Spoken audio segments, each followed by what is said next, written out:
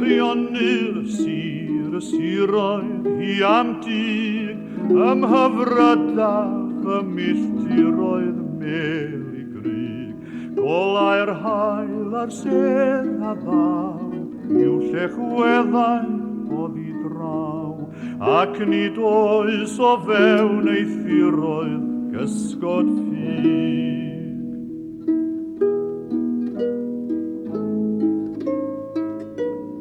Rhoddir croeso brwd i'r tannau yn ein mis o ysgolion ddydd llannau rhenir disg fri ar lethrau'r moelwyn mawr oed fa lliwiau'r hwyr ar wawr y mae olion hen gorlannau rhwng y grisg.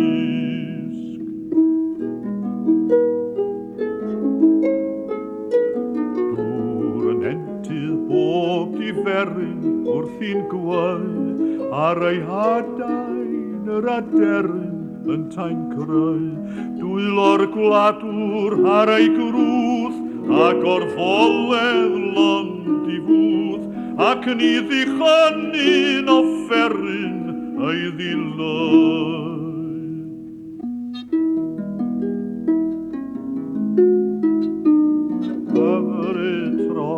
Sŵn bydogau tua roed at yr adar bach a'r cogau yn y coed cyrchu i gorlannau braidd eibio'i fwynder caich a hair ac ronnau air clogau dan fy nroed.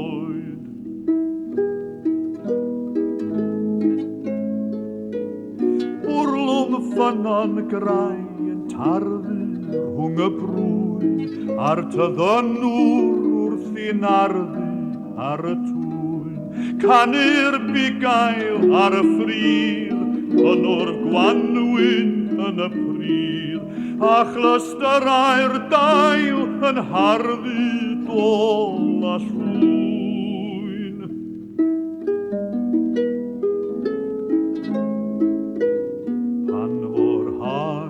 Dechrau hodi'r meisydd grawn, dyna'r amser i ni godi'r teisi mawn.